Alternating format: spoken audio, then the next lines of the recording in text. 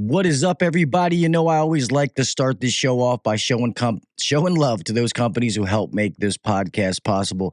Guys, I want to introduce you to my newest sponsor of the show, my friends over at HouseCall Pro. I don't have my affiliate link yet, the landing page. This deal was literally signed last Thursday, so the landing page is not done, but I still want to give them their love. And if you happen to go and call them or reach out and say that you went through HVAC Uncensored, they will still give you whatever deal. I don't even know what the deal is yet. But with that being said, there's a free 14-day trial given to anyone. HouseCall Pro is a CRM or a customer resource manager, a field service manager, whatever you guys want to call them nowadays. But I really like HouseCall Pro, and I was one of their biggest critics. When I first got to Beltway, coming from Service Titan, I was like, oh, drop this crap.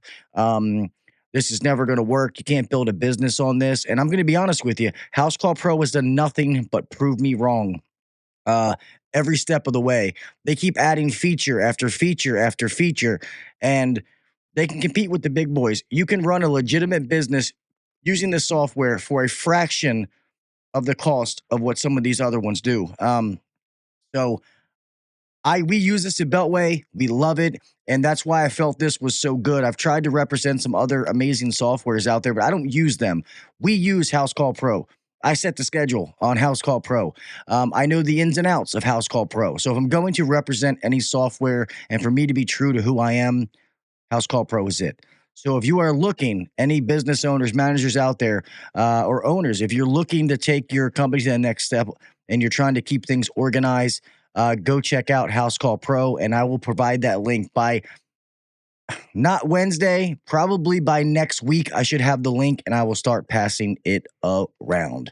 All right. With that being said, work simpler, grow smarter with HouseCall Pro. Next, guys, is my friends at Bluon, and if you have not went on your app and tried the Master Mechanic AI tech support, it is absolutely amazing. And like I tell everybody, just because I sponsor with Bluon doesn't mean they're perfect and don't make mistakes. But all I tell you is keep trying. I think what Bluon's doing is great for the industry. It's giving people a resource that they may not have had. Maybe they don't work for a company that has an amazing boss or somebody that's teaching them to do things the right way, and they have to learn by watching my guests' videos that's coming on today. So that's why I love it. And I get some of you, you're all super techs. You know everything. You don't need tech support. You don't need help. Well, guess what? Some people do. And that's what Bluon is there for, to help the people who need it. They still have the on-the-phone tech support, the ordering the parts, all that kind of stuff. But this Master Mechanic AI tech support is very, very awesome. Obviously, like I said, the more descriptive you are in what you ask it, it's going to give you better answers. So if you just click on it and say, I'm standing in front of a furnace and it's broke, it's probably not going to give you the answer you're looking for. I have messed with this thing for a while now, before it was even out to the public. And I have literally thrown hard questions at this thing. And I found a few hiccups, which they're already fixing and making right. But I would say 95% of the time, this thing led me down the right path to be able to get to where I needed to be to solve this problem and fix this system. So go check out your Bluon app and check out the Master Mechanic, which is AI tech support. With that being said, let's get on with this pledge. We have an amazing guest tonight. Let's rock and roll.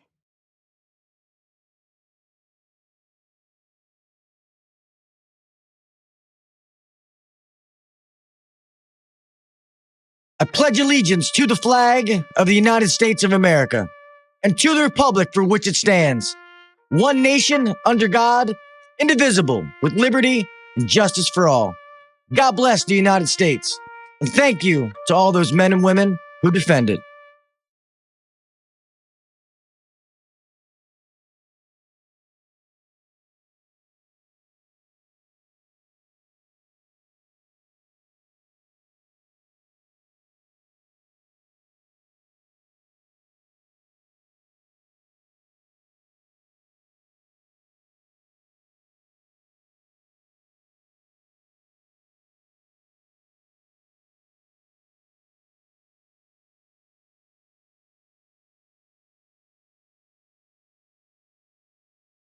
Let's welcome your host, Gil KV Jr. We're going to start that again. I was wondering why I couldn't hear anything.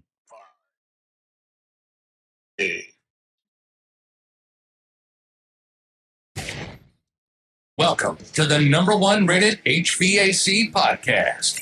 If you're looking to grow in the HVAC industry, then you're in the right spot. Blue collar people talking about blue collar shit. Let's get better together. So turn up the volume, buckle your seatbelt, and let's welcome your host, Gil Cavey Jr.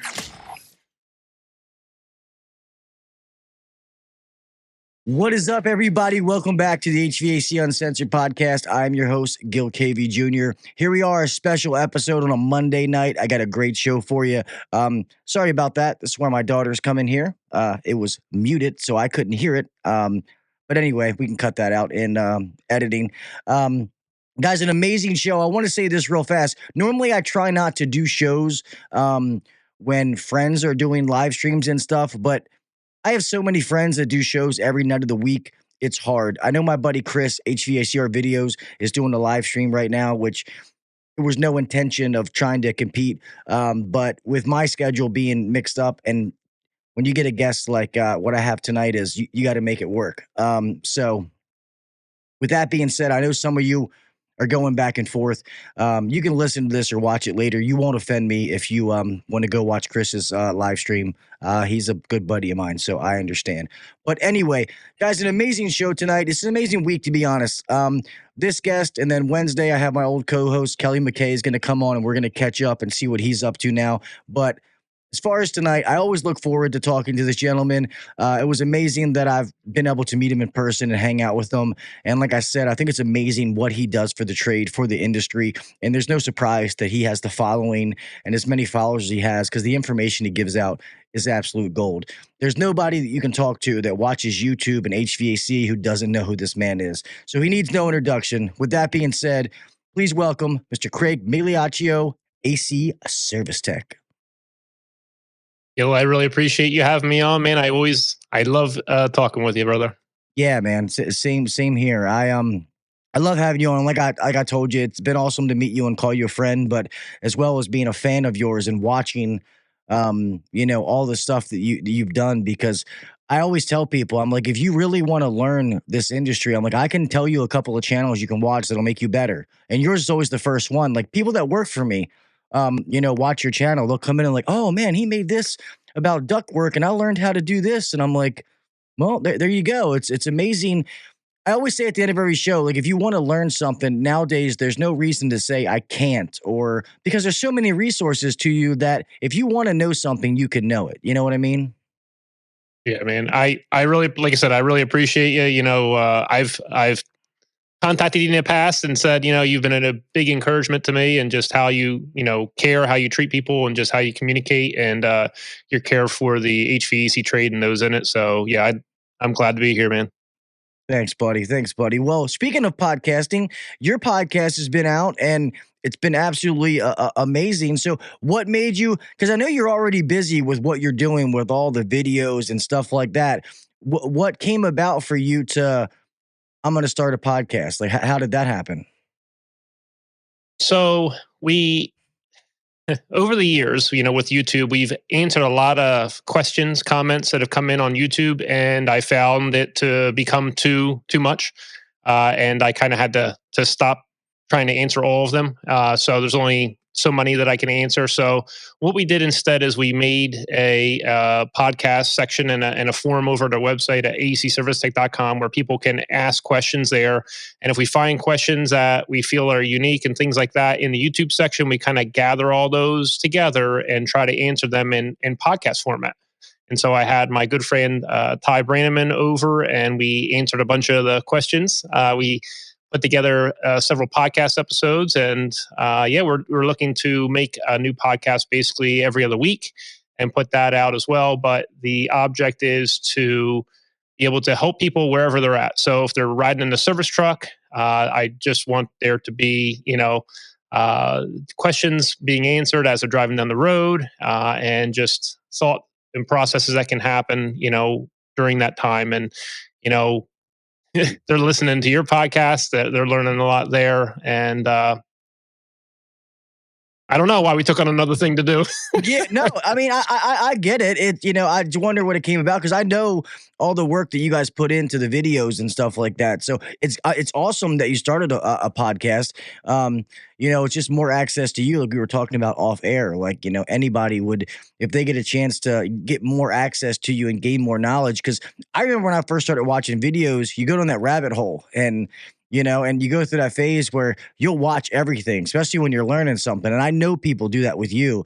And I made a joke the other day. It was funny. I don't know how my oldest son's going to do in college with baseball. He's having a little rocky phase, but he's been looking at HVAC and he was like, "Yeah, Dad." He's like, "I've been watching these two guys," and he was like, "You probably know them." I'm like, "Actually, I do know those guys, and you were one of them." And he was like, "Oh, Daddy's a big deal in HVAC with your bald man convention." I'm like, "Shut up, man. Be quiet."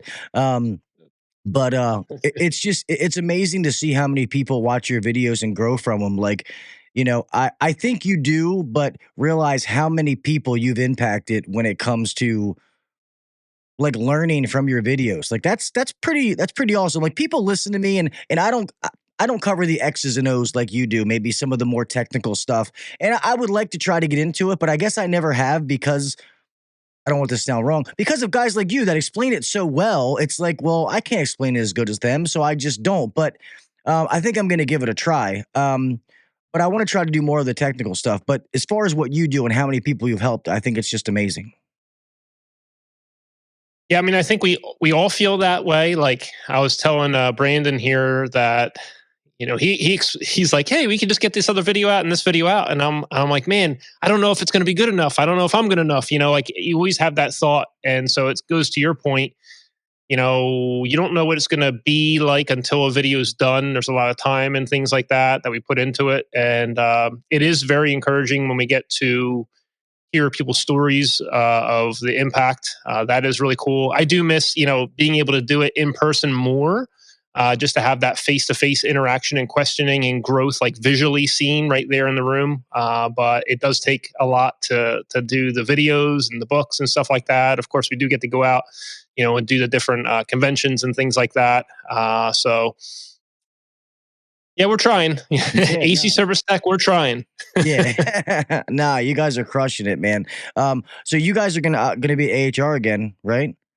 Yes, yeah, Awesome. absolutely. We're going to do the podcast booth. We'll be there a couple times, and we'll be going out to different booths, and we'll send out a schedule, to let everybody know so we can meet up. And I do want to encourage people. I did hear a couple people say they thought we were busy, and so they didn't come over and say hi. I really want you to come over and say hi and have a genuine conversation with me. I think that quality conversations matter, and I'll stop what I'm doing to do that. Yeah, those are awesome when people.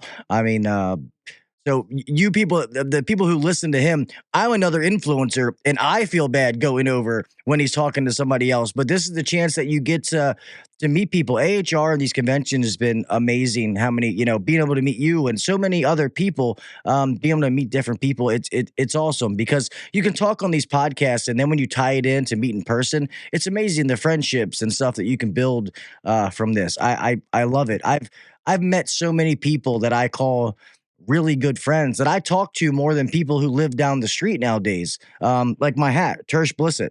He's become one of my best friends. I haven't talked to him in a little bit, but I love Tersh to death. Him and his wife are the sweetest people you ever meet. But because of things like that, which Yeah. is absolutely awesome. I guess I'm curious this. I know you get so many questions.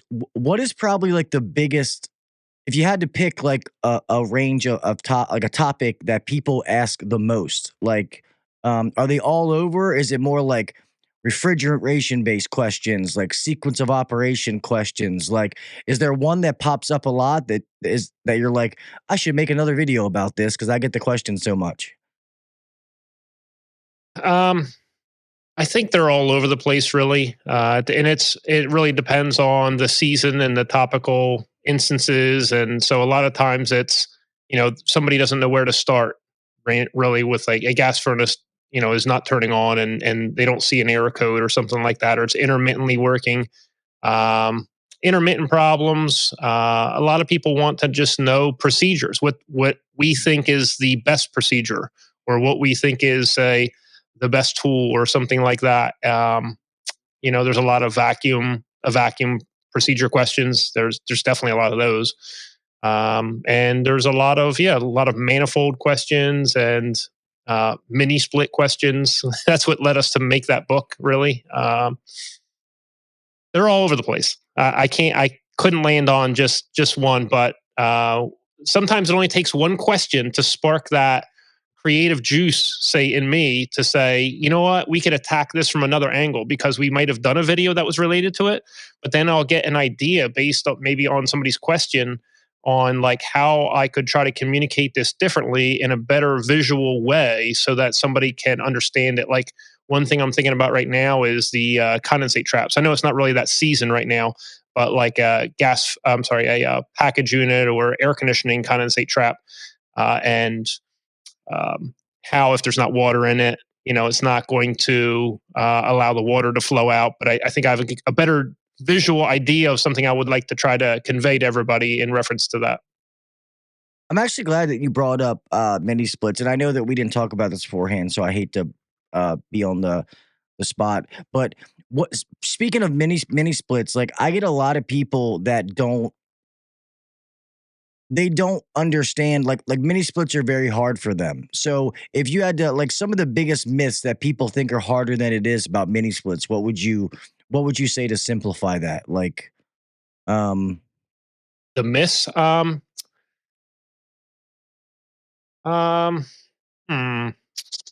Well, the one thing is, a lot of people they realize it's really easy. They say really easy to install. That's just to get it running. That may not be the best way to actually install it. And we need to be putting surge protection on. Like, right where I live at, we have like dirty power. What I would consider dirty power, and a lot of times instead of it being 240 volts, it's like 255, and that's like normal. And so a little higher than that, you really need something to maybe cut off the power, because it's just too high for the mini split to handle. But the other issue with mini splits is, what's worse, supplying a slightly higher voltage than what's normal, or cutting off the power while the compressor is running and the IPM is supplying power, because then you have a shock, and it's like, either way, you're kind of messed up a little bit. But it does help to be able to, provide like that safeguard from excessive overvoltage, and then a surge will short it directly to ground, like for a very short moment in time, like, some type of grid problem, or, electrical strike, like a lightning strike miles down the road or something like that, that might have messed with the grid or something like that. I'm not sure about miss. that's one thing. Okay. Yeah. Another thing is line sets. There was a problem with with certain line set insulation, and really what it comes down to is the deterioration on the outside. You really need to add that extra layer of protection around the insulation, which is, you think it's protecting the line set, but really it's not. And so once the outside degrades, water can kind of travel through that, say, like open cell, foam insulation and stuff like that, and then the water gets stuck in the tubing. And so people are looking for that line set corrosion, basically from the line set cover to the unit, but really it could be wicked all the way up the outside wall. It really does. It travels upwards.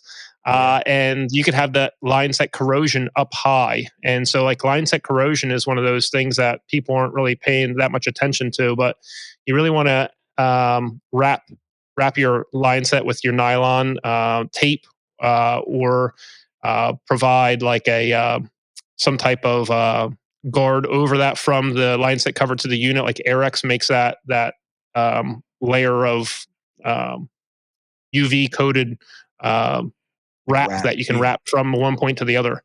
And so there's just different things like that, sealing the end of the insulation so it's not completely open, and try not to have it on a slant where water is going to immediately get into it, stuff like that. And then other things, the torque values and stuff like that. What's funny is every single manufacturer has different torque values. Yeah. Is that sad? Like, you can't even find a center point between, like, if you look at 1/4 inch and 3/8 and 5/16, and you just look at all of them and you can't even find a center number that would be good for all of them. That's ridiculous, because it's a heat pump ridiculous. and it's R410A or R32. I mean, they're not that far off with the operating pressure. Sorry. Yeah, that's a little frustrating.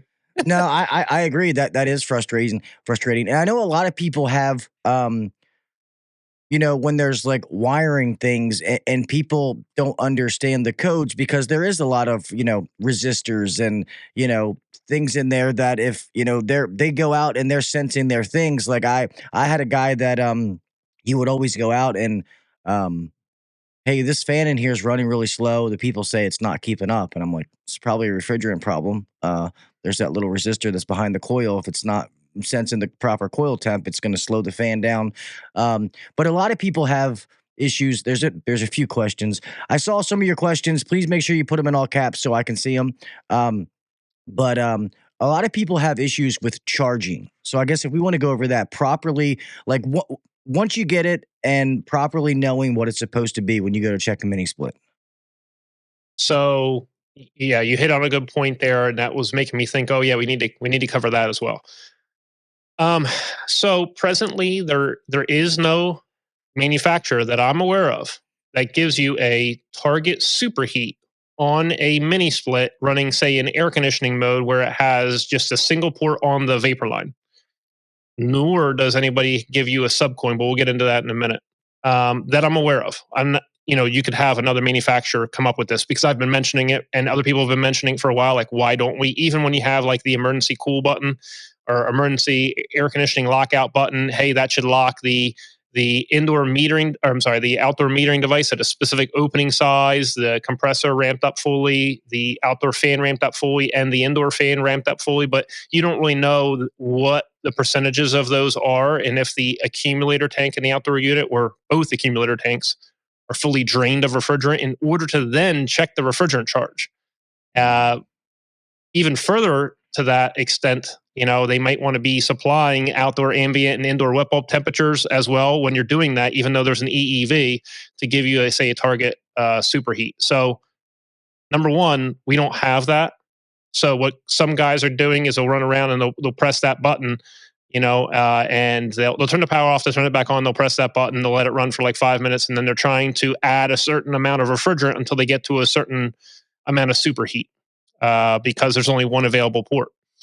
And that might be, they might charge it from 0 to 5 degrees of superheat or 0 to 10 or something like that. But the problem is you don't know if all 4 of those components are at their full capacity. And that's the issue. So if you do accidentally overcharge the system, say it is in air conditioning mode or something like that, and then maybe it's in the summertime, maybe it's like 90, 100 degrees, but then it's fall or spring or whatever, or it's nighttime when you don't need as much refrigerant, it's going to gather in the accumulator. If you put too much refrigerant in accidentally, the accumulator tank's not going to have like way excess like of amount of refrigerant.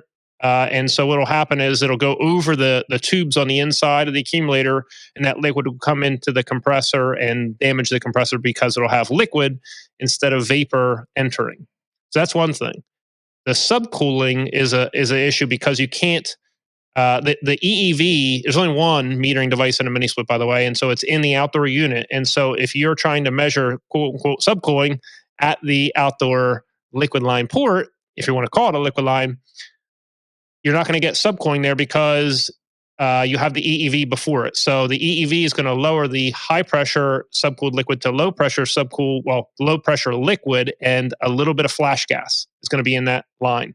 That's also another reason why we don't have a filter dryer on the liquid line, because there's not a steady location where there's going to be subcooled liquid refrigerant between heating mode and air conditioning mode, because there's only one metering device. If you think about a regular conventional ducted heat pump, or even some inverter-driven ducted heat pumps, a lot of them have 2 metering devices.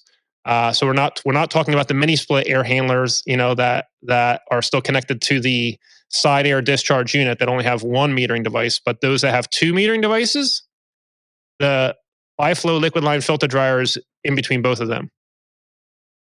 Yeah, no, that's because really on those, there is no true liquid line, right? Because doesn't it go back and forth between liquid and vapor mix just because of where the metering device is?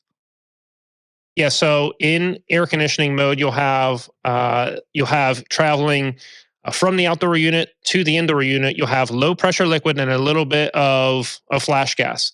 And when you're in heating mode, it's going to be subcooled liquid, high temperature, high pressure subcooled liquid heading from the indoor unit to the outdoor unit.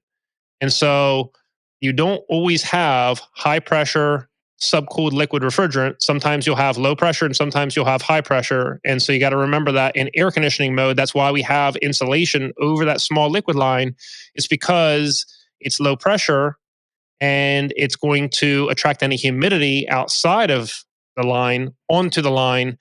And so if that's occurring in the building structure, it's going to damage it because the water will drip off of that line onto the building structure and potentially rot it.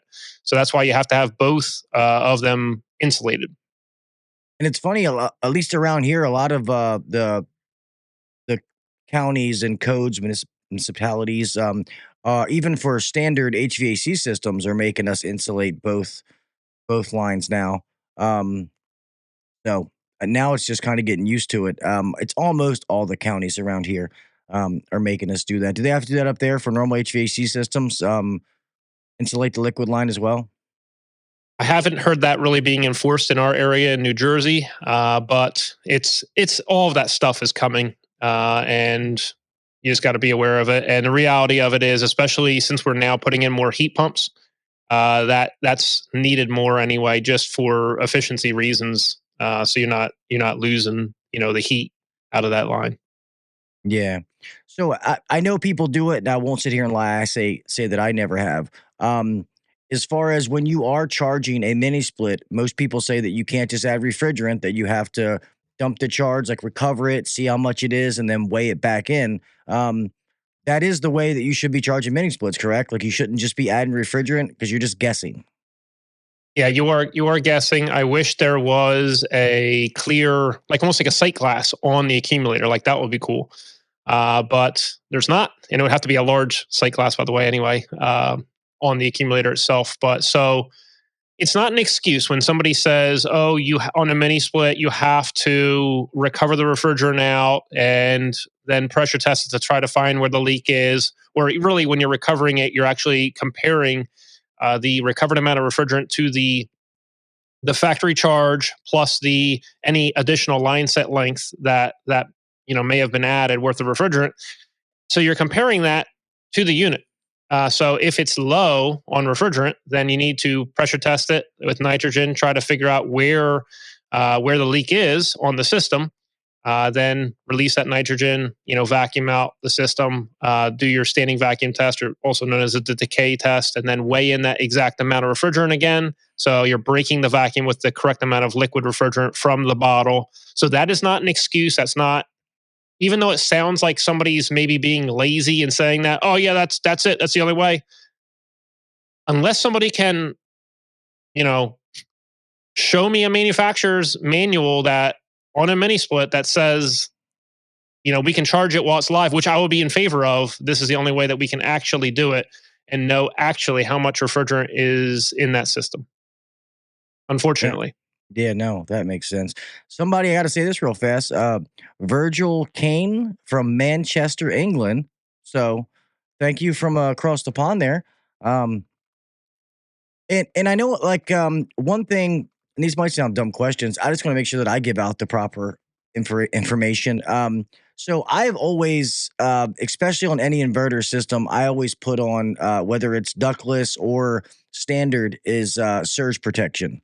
Um, I mean, and that is good, right? Because it's true about, like you said, the lightning strikes, but even static electricity, like when there's those cloud to ground strikes, like, because to be honest, you hear some of the sales guys say it and people think that it's just a sales tactic, but it is true. That does happen, especially in different areas more so than others, doesn't it? Yeah, you should definitely be installing surge protection. That the problem is if you don't, you could be installing a mini split or any any equipment that has an ECM motor, like even the like the Gentech 2.3 and the 3.0s and even the X13s and the Broad Oceans and all of those other ECM motors are susceptible to having a problem occur, due to not having surge protection. And so that circuit board would fail. In a mini split, I feel like it's worse because that circuit board is very expensive and it's harder to get than maybe having a replacement ECM motor that you could have in your truck and get that customer back up and running again. If you want to program one yourself, like a rescue version. Yeah, it's $50 component. It's not a big deal. Put it into the disconnect on the outdoor unit, or even if it's an indoor unit, connect it right there by the disconnect switch. And definitely, you want to do that. It's not that expensive, and it's just a matter of installing it. Now, I will say this, and this is frustrating. In the electrical code, we're not allowed to double lug, a wire, and so we'll put that surge protection usually on the load side, which is from the disconnect to the outdoor unit. And there's also another reason for that, is because a lot of HVAC master license holders in many states are not licensed to change out the disconnects or touch the line side. Yeah. Only the load side. So the problem with it is, in the disconnects, there's no additional lug in order for you to stick your wire. So then you're having to cut your load wire and connect them there with either a WEG or a wire nut, which kind of seems silly, just in order to meet code. I would love to be able to just stick it in the lug and be done with it, but I wish the disconnect manufacturers would come up with a solution for this for us, because it's a major, major problem. Some manufacturers have built an all-in-one voltage monitoring and surge protection built into a disconnect. So that's great. That's nice. But I would still like to see some type of aftermarket solution for adding a surge protector to an existing disconnect box. That will make it easier. Yeah, I agree. Because some of the ones where it's like surge protection built into the disconnect box, it's cost-wise, it's just not feasible. Yeah. Because you could buy the disconnect and the surge protector, and the labor to install it is still less than what they charge for that disconnect box. I don't know if you've seen them, and I thought I had one here because I was messing with it. The little, they're supposed to be like little surge protectors just for like the ECM motors that you plug into them and plug. Do they actually work? I mean, have you ever tried those? They have that PTC thermistor that acts as a current limiter. I think that's at a lower value than what's in the ECM module. I could be mistaken, but I think that's what that is. Zebra makes that. Yeah. Those are nice. That would definitely help as well for those ECM motors. The other issue is a lot of a furnace or air handler is completely communicating. So it's not only just that blower motor now. But yeah, that's definitely a quick way to then end up protecting it, because that PTC thermistor, which actually acts as a current limiter, which would help. Or they might have surge protection, true surge protection ones. That's definitely something that you can add in there that would help protect that customer, because that's very troublesome, to have these ECM motors go down that often. And I've had ones that were half horse and 3/4 horse that cost me $1,200, my cost, in order to just to get it to the customer. That I didn't have a rescue version in the truck, and I had to order one from the manufacturer. They can be costly, they can be a lot of money. Obviously, most of them are not that expensive, but that's kind of stinks, just for some electrical problem that you as a HVAC technician or installer had nothing to do with. And that's also the very frustrating thing about what we're doing now is, we install this fancy stuff and it costs a lot, and then all of a sudden it breaks and it's not our fault. So yes, add the surge protection, add any protection that you can in there, because I don't want to be the guy going back, 2 months later with an upset customer. Yeah, no, I agree. Matt Waxer, that might be what they're called, but Craig was spot on. The ones from Zebra are the ones I'm talking about, and you can get them at supply houses. They have them for all the different blower motors. So what we do is, when somebody becomes a club member, we have a package that includes all that. So I get the ones on the blower motor. We put ones inside, one outside. We use the little Rector Seal ones because they're smaller. Yep. They're easier. They're not all bulky to put on. So I was just curious. We use them. I was like, I don't know if they're helping, but they can't hurt anything. So that's why we put them on, just to help, because part of our plan is, if, while they have an active club membership, if they buy a new blower motor, um, they won't pay for it again.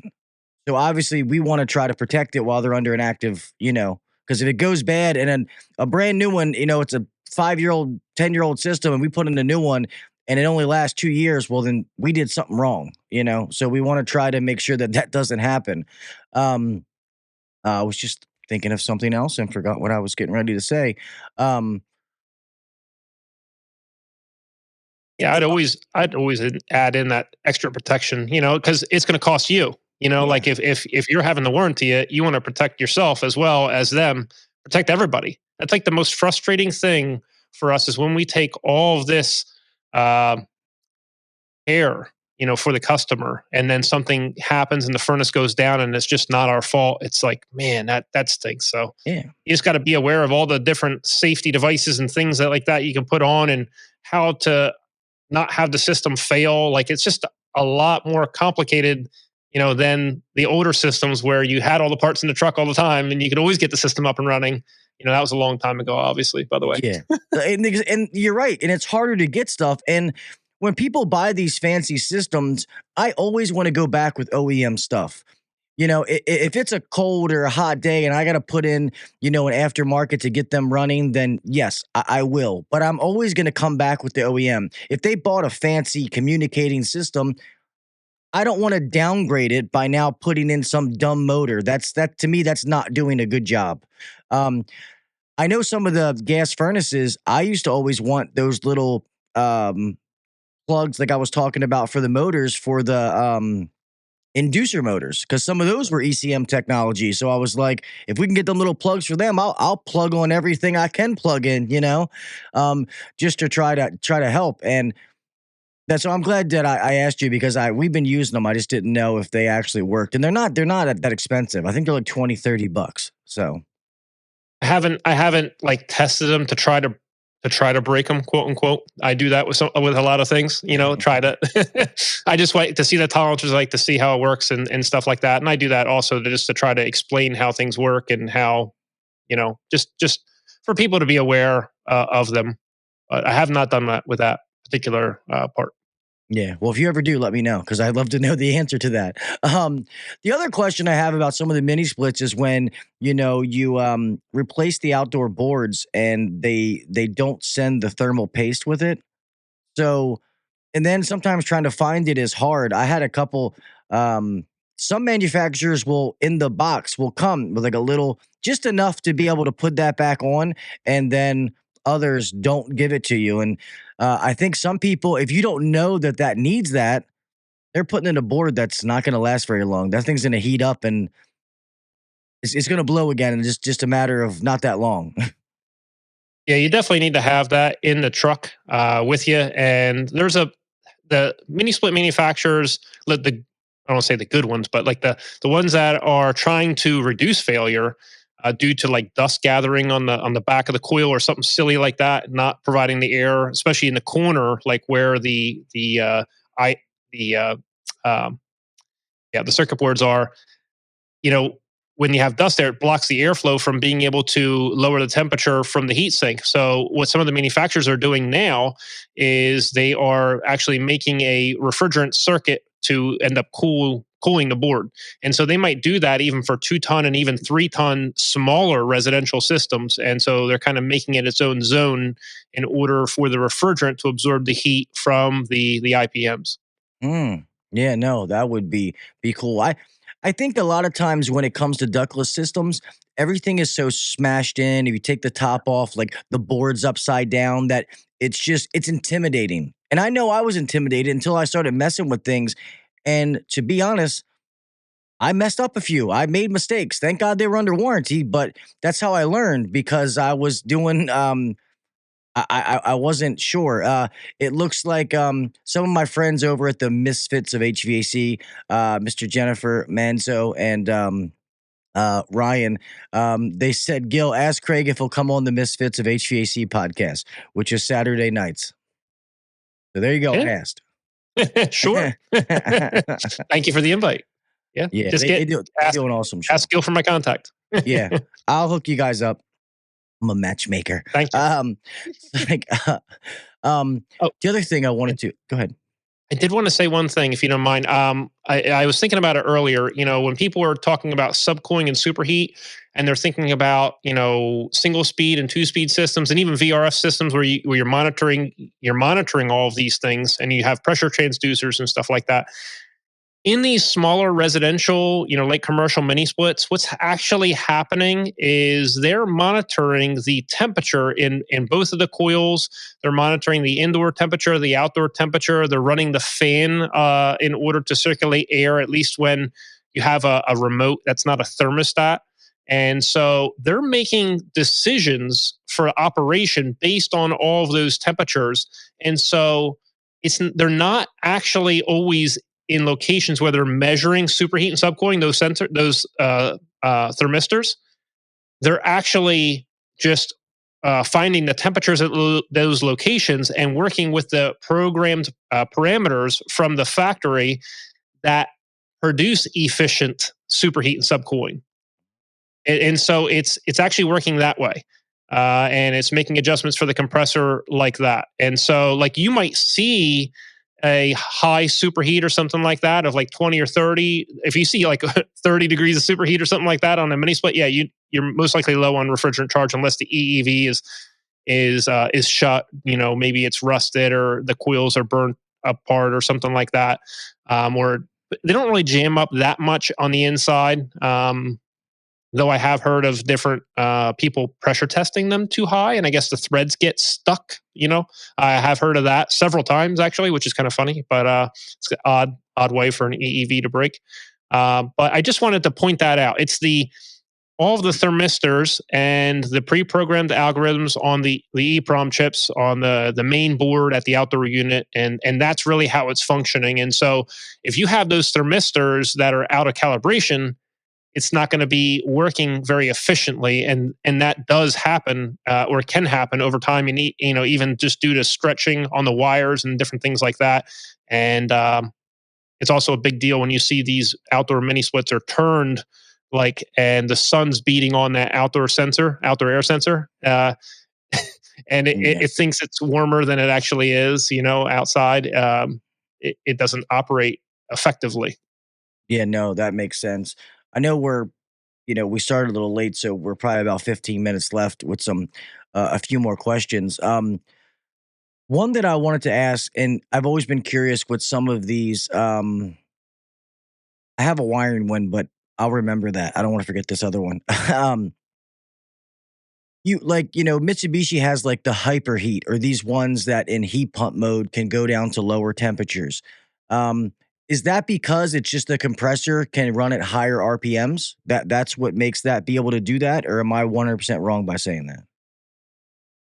So the hyperheat units, regardless of the manufacturer, what they are is they're oversized units that are down derated, basically. So like an 18,000 BTU one is derated to be a 12,000 BTU hyperheat unit. And the pre-programmed algorithms are only going to allow the system to operate at the 12,000 BTU level, like on an average, until it gets down to maybe 32 degrees or 20 degrees. And that's when, because the outdoor temperature sensor will monitor that outdoor temperature, and then the pre-programmed algorithms will unlock the full amount of refrigerant compressor capacity. So yes, in turn, it's allowing the compressor to run at a faster RPM, but it's only because it wasn't allowed to before, if that makes sense. So it's running at a lower capacity than what it's actually allowed to. It's not like the compressor is built differently or it's built better or to operate faster or anything like that. It's now allowed to operate, say, to 100% of its capacity, or maybe 110 or 120%. It's like it's up at a higher amount, and these systems can even hyperheat systems, and they can even operate like at a full system capacity at even like like maybe 120%. Now they're all different, by the way. I'm throwing these percentages out. They're all different, but they may only be able to run at this crazy high percentage for a short amount of time before it then needs to ramp back down again. The other thing to think about is, and this is with all mini splits, is the defrost is like a lot more intelligent than in a standard single speed or 2-speed system. Like it can actually hold the saturated temperature in the outdoor coil above freezing. If it's like 33 degrees outside, it'll still be able to absorb heat from the air crossing the outdoor coil without being down at like 28 and 27 degrees and stuff like that, where it's actually going to have humidity come onto that coil and then gather frost on it. But also, I did want to also point out that when you do get down at a lower temperature, you have less humidity in the air because it's colder. It can hold less humidity, and so that's also a bonus. Even though you as a person, you feel cold, when you're outside and it's low temperatures, but there's still a lot of heat that's out there. I know I just threw out a bunch of things, and a couple of them didn't have to do with hyperheat. But the main thing with a hyperheat is they are a D-rated, larger size system that's now allowed to run at its full capacity when the outdoor temperature reaches a low amount, like 20 or 30 degrees. Now that you said that, I remember being in a class hearing them say about the D-rated. So the way I explained it to somebody else, I was a little wrong. But after you said that, I remember that. I'm like, it's like putting a big block engine in a Toyota Tercel or something, like it just it's gonna blow That's all up good. if it runs too long. Yeah. And a lot of go ahead. Yeah, another thing, and I forgot to mention this before, is I'm surprised that they would have even mentioned it, honestly, in the training, if it's a manufacturer training, because a lot of times what happens is if you look at the manufacturer's data of a hyperheat versus a standard heat pump, you'll notice that the hyperheat one at the same settings as a standard heat pump, like a standard inverter heat pump, they're less efficient at normal operating temperatures. So you don't want to just go slamming, hyperheat systems in every building that you have. You might be better off just installing a standard inverter heat pump system for efficiency's sake. But if you get really low design temperatures, and it all has to do with your load calc, and Yeah. that's like a whole nother thing, with the mini splits. But you only want to install hyperheat pump systems when you have a very low design temperature outside. So that's something that you want to take into consideration. And to your point before, we can't remember everything, and like that's why I was asking, hey, what kind of topics did you want to ask or something like that? I'm like, I got to remember. I don't even know. I always feel like I don't have all the answers, and I need to, though. I'm like expected to, but I don't. No. I mean, and I know that I'm throwing things out, and your answers are more than enough. And I'm glad you said that about don't just install those for the sake of just installing those, because I know. Well, we're Lennox dealers now, and they have MLB is one of their outdoor units that is supposed to be like their version of hyperheat, and we have installed quite a few. But now it makes me want to go back and be like, hey, maybe based on the load, that we shouldn't be installing these in every application for that reason. So, and the only reason they said it at our class is John, the tech support guy, comes to our shop, so I can have conversations that he probably wouldn't say, like, at their building, teaching a class to everybody. So that's probably only why he brought it up. Which is good. Like I always wanted to get the details. I had, when I was teaching in the local county technical high school with the high school students and the adults, I would have some manufacturers reps come in, and I was like, but no, tell me the real details. Like tell me the more so than the sales stuff. Like tell me the real stuff. And it was like pulling teeth trying to get that stuff out. So I'm glad that you have, the manufacturer's reps, is willing to really go in depth with you. And, it might be sometimes where they don't even know. I will also say, depending on the brands, sometimes the circuit board manufacturers are not the same manufacturers as the equipment. And so if the circuit board manufacturers tell the manufacturers of the equipment all their secrets, then the circuit board manufacturers don't have a job. And so therefore, that means that the manufacturer reps don't have the answers, which means now we're like third or fourth in line. We're the technicians in the field. We don't have the answers, but we're expected to magically. So you got to keep that in mind too. Yeah, no, that makes sense. I've almost wished that with the technology they have, that it could almost be like a communicating system, like in the Carrier Infinities or the Lennox, their communicating stuff, where you could see the refrigerant pressures in the thermostat. Like if you could have an actual thermostat for the ductless systems, and you could see the pressures and stuff like that in there. But that's asking Well, for too much. they can has some of that stuff, and so there's different brands that are doing that now, and it's all a matter of cost, right? So why does a mini split manufacturer not install surge protection when they know, like, from the factory? And there's two reasons. Why don't they install if they know that their circuit boards are going to go down, and then all of a sudden they're magically going to have to warranty it? And one reason is surge protection isn't forever. It's not going to last forever. It's going to have a degrading effect basically, and it's going to have to get replaced. They don't want to bury that and have that now be an extra manufacturer component, and plus it's going to drive up the cost. That's the issue. It's like we could have all this magical stuff in these systems, and you're going to have that more so on the VRF, like larger systems where you can actually see everything. But on these smaller residential systems, that's kind of like what's a little frustrating. And like I said, that's why we put these couple years into that book, delving into the all the different types of fan motor types that you can have, and all that stuff. So Yeah, and the book he's referring to, if you guys don't know, two amazing books. His latest one is his mini split book. It is, if you want to learn mini splits, go look at that book. Like I've read it, and it's helped me with so many different things. And maybe some of them it's not even like, I'll be honest. There's quite a few things that I just didn't know.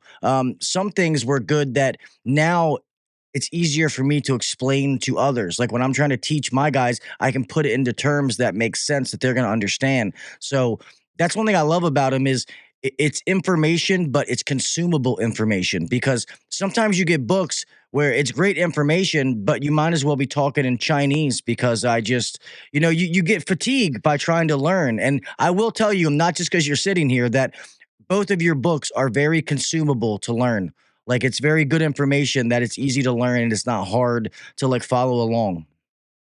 no, I appreciate that. And the object or the problem originated when I was in the tech school, and I saw these big fat books that were like engineering language, and I'm like, man, I'm having to press through these, but like I can't like sometimes I'm like I can't imagine giving this to say like a 15-year-old kid that has learning disabilities and expect him to know, like, or her, hey, I expect you to digest this. It doesn't work that way. And so what we do have a luxury of is in the classroom is we can put them on like take them over to a system, you can have them do some hands-on safe work, because you're there, and maybe it's not the systems, maybe some training boards and stuff like that. You pique their interest.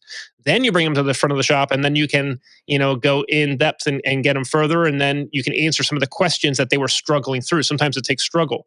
Well, we don't have all of that, those options when we have a book. So with it, when it's a book, it just has to be like straightforward, lots of pictures, lots of like layman's terminology, and so that people can understand. Yeah, Jennifer, But one of thank the you, I appreciate it. yeah, her books teach them every day. And Jennifer, like you, when you get on her show, you would love it. What are we doing? Stream error. I don't know where we had a stream error, but continue recording. Um, uh, of what she does is trying to help building a platform for women and other people, and tech support. Like I really think if you got to talking to Jen, that you guys would hit it off, because what she does for tech support and help trying to teach the ladies out there is absolutely amazing. It really, really is awesome. Um, so I guess I won't keep you. I'll ask you one more question, and then if it says that I had a stream error, so I don't know. It said stream crash for me. Yeah, I don't know. Yeah, it looks like it stopped on YouTube, but it's still recording. So, um, yeah, I don't know what happened.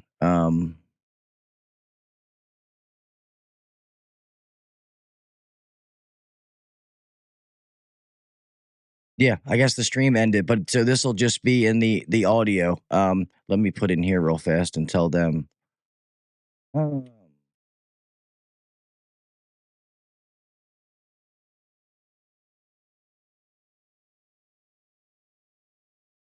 you said. So I guess I won't keep you after that. But Yeah, we have to do this again because I love when you come on and we sit here and talk. And I know that an hour goes way too fast with these conversations. I I appreciate you having me on. Yeah, any questions is good questions. Like I do enjoy that. It's when you're expected to like teach some mastery lesson or something like that. It's just like it's so much preparation and so much like all the little details. Like I do enjoy just having questions launched at me, and be able to just kind of converse, especially with you. You're a good guy, man. I appreciate you. Appreciate everything you're doing. Thanks, man. I want to try to get to like I try to cover a bunch of different things, but I do want to get back to more technical stuff because I love it. And like you said, you're never gonna know until you put it out there. And believe it or not, the fact that there is so many people out there like you that are doing amazing technical stuff, some people want to hear it from me. So I'm like maybe I'll say it in a different way. You never know. So I'm definitely gonna do that. And now my excuse is like when I get in the new studio, when I get in the new studio. So we'll see, but I definitely wanna get into that. But I guess audio people, one question I know my guys ask, I'll ask before we end this is, a lot of times on mini splits when it comes to like wiring issues, like communication wise, it is if you're using the stranded wire and all those things are tight that normally the troubleshooting stuff is going to be more thermistor or communication, not necessarily like the wires themselves, correct? Yeah.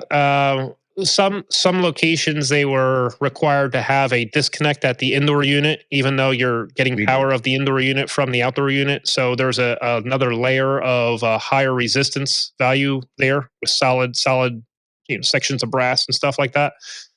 You could have a problem there, but yeah, unless it's during the initial installation, or some type of water issue where they didn't seal the tray cable. Like that was a big thing. And it seems like everybody's correcting that now. Like there's been enough education on this whole subject of just not having the tray cable exposed outside. People are now, either using something like the Southwire Easy In or putting flexible conduit around the tray cable. Even though it says it's UV protected, it has high voltage in it from that goes from the outdoor unit to the indoor unit, and you could have some type of moisture issues if you did just have that and you had like the wrong connector at the outdoor unit, like a NMB, like a Romex connector, like a metal box connector or something Right. like that, instead of like a weatherproof sealed connector. But yeah, other than that, and other like during the installation, maybe on a multi-zone system where you miswired one versus the other one, and other than that, it typically is something like more along the lines of the thermistors or something like due to a surge. The circuit board. A lot of times it's due to something like somebody didn't clean the indoor fan wheel or something like that. It's completely clogged. That's an issue. You alluded to that earlier when you have like a low refrigerant charge, or maybe have a something hindering the system from running at full capacity, like a low airflow problem at the indoor unit. A lot of people check the filters, but they don't check the blower wheel, and they can't really see in there a lot of times on those wall hung units. But the thermistors is an easy thing that you can disconnect and check in order to verify. But most of the time, it's like a bad flare joint or something like that, and you're leaking refrigerant, at one of those joints. But the problem is there's a ton of those systems that have the leaky line set, and you have to find where that is on the system. That could drive some people nuts, trying to find them, because they are extremely tiny leaks, and there's like multiple of them across a whole section of line set. So like that's an issue as well.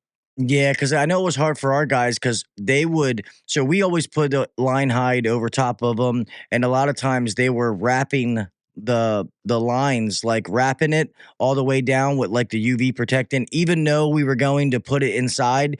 So then when you had to go after the fact to look for it, it's like shit. Now I gotta start cutting this stuff off and taking it off, but. We want to try to do the best job we possibly can. So far so good. But I do know some of the leaks have been very temperamental. They've been hard to find. So it's probably exactly exactly what you're saying. Um, I forget what that last. Oh, we've had a couple. Ask you this. It's only been a few, but it's been like horrendous growth on the indoor blower motors, where like the coils would be clean. And I've always assumed that the blower can't be running very fast. Like there's got to be something going on for something to grow on it. Because if it's at full speed, it's kind of hard for something to grow on it. So I've always wondered like what is happening for that growth to happen. Like it can't be running properly. Almost like a low refrigerant with a cold, something like that. So you have like on the indoor wall hung units primarily is what you're talking about. Yeah. That fan wheel, you got to think of it as like we always compare these inverter systems to the single speed systems that we've been used to working on for our whole lives. um, but the fan wheel spins at different volumes of air and different speeds. But the thing is, that fan wheel is it's right below the coil for the whole distance. And so if you, depending on how that humidity ends up dripping, instead of it dripping down the coil, it drips onto that fan wheel. You could have issues with that. A lot of times that particular issue is maybe when there's water still left in the condensate trap itself, mixed with whatever dust or whatever that has gathered. Those filters, by the way, are like crappy. They're made to like just stop large dust particulates. So you're going to have more dust. Like when you're used to on a single speed system having a HEPA filter or something like that's really filtrates down well, and maybe you have 4 inches so you can get a nice pleated action going on and Yeah. a lot of surface area. You don't have that on a mini split, and so the growth a lot of times happens from the dust getting onto the coil and having them condensate, and then maybe the water's not completely trickling down into the pan, but maybe the condensate line is not pitched properly going out. And so a lot of times people just have them horizontal and then they go out instead of like already pitching downwards. Like your interior hole when you go to install these mini splits should be higher than your outdoor hole. Like it definitely should be that way. And you should also tape that condensate line on the bottom, not on the side, in order to get that proper pitch. So that could be an issue too. Like if you see any standing water in there, you really need to look at that. And it also has to do with the levelness as well. But that's normally you're not going to have an issue with that. Like you typically can see that, if it's unlevel. Yeah, no, that makes sense. Yeah, because we had one we saw, and it was at one particular house, and the house is kind of funky too, to be honest. Like, not to talk bad about the people, but well, when they sent me pictures, I'm gonna try to find them and I'll send them to you because it looked like mushrooms growing on it. Like, Wow. I've never seen nothing like that. That's why I was like, hmm, like this is, Yeah, let and me. I get Yes. it. What's that? Yeah, I was gonna say send them over. I would love to see that. Yeah, I'll find them. If not, I know they're in House Call Pro, and I could take them out because when I got those, and then I actually went out on the job myself, and we ended up replacing the blower wheel because you gotta take them out of those. It was under warranty. We just put new ones in, and we've been out there for maintenance visits. Excuse me, and it hasn't happened again. But that was weird. I've seen growth and them getting dirty, but not growth where it's sticking out. And I was like, how is that thing even moving in the air with those little mushrooms growing on it? Like it can't be doing anything. It's not, yeah. And in that circumstance, it really you want to look at like the indoor air quality. That's what's playing a big factor in the whole setup because you have the humidity getting attracted to the coil and condensing, and then you have anything in the air passing across that, and you just have this whole microbial effect. You might need to also put some microbial agent, onto the coil, like as a preventative maintenance, like to spray on stuff.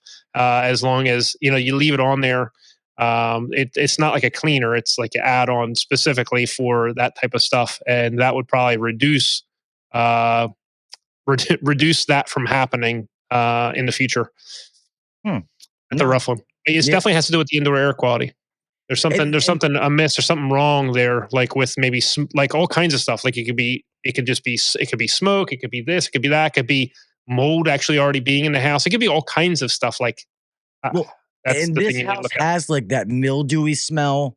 Yep. They smoke in the home. They have dogs that look like bears, so they're like stuff all over the place. So that's what made me thinking. Like I've never seen this somewhere else before. I don't necessarily think it's something that we're doing wrong. Um, but then again, it's still a customer. I gotta take care of them and try to figure out the best. But I want to say it's at least it's been a good no, it's probably the summer when we changed out because they have like a 5 head mini split. That's the only form of HVAC they have, and it was all of them. So and I know installers make mistakes, but as I was thinking, like maybe one, but not on all 5 heads. The guys aren't No. gonna make that kind of mistake. So, but it's all good. We're well after here, so I won't keep you any longer. I want to thank you so much for coming on, Craig. I can't wait to see you in Chicago. And I absolutely love what you do. Like I said, for the industry, and we'll have to try to keep this regular thing coming on every so often. And I definitely want to work that out so I can come down and hang out with you because I think that would just be an amazing experience.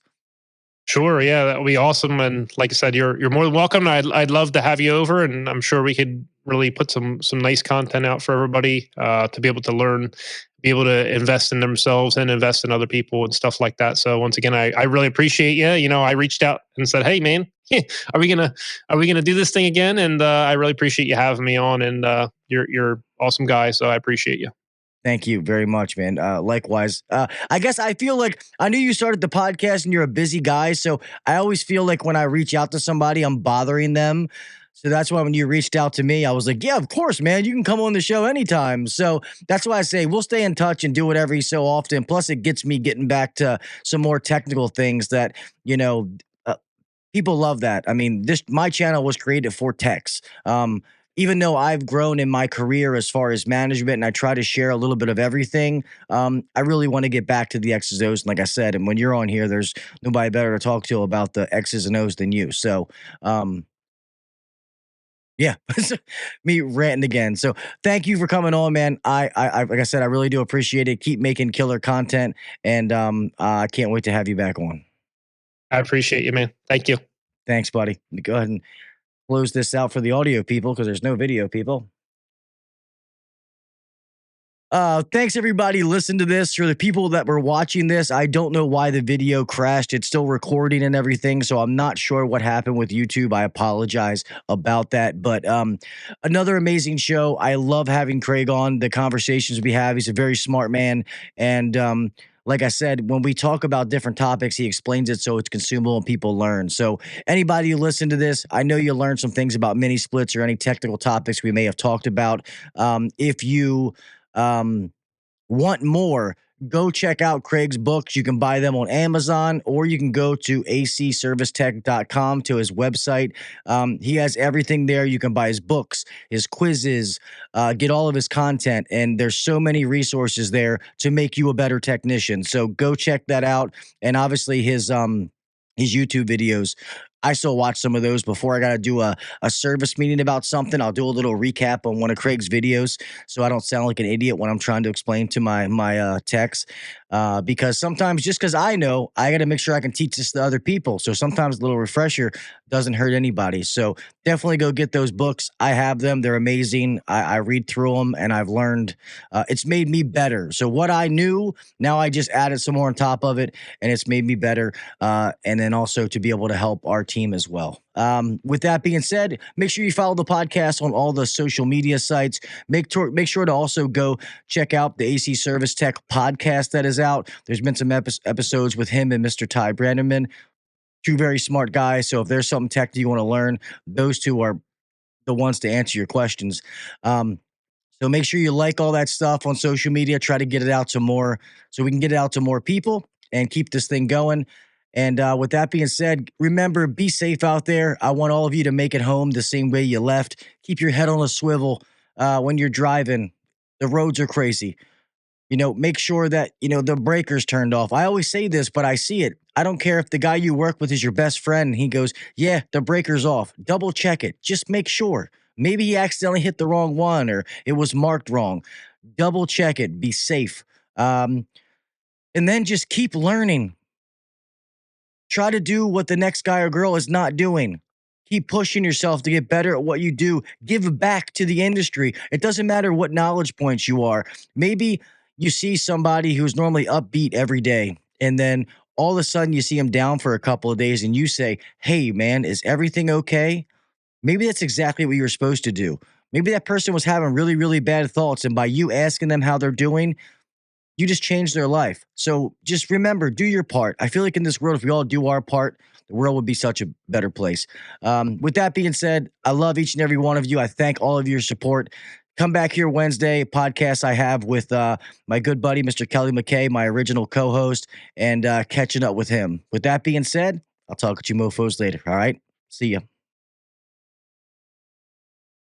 Thanks for listening to the HVAC Uncensored podcast. Don't forget to check us out on Facebook and Instagram, or email us anytime at hvacuncensored@gmail.com. Now, get back to work. Shut this down. The views and opinions shared on the HVAC Uncensored podcast may not necessarily be the views and opinions of our sponsors or guests.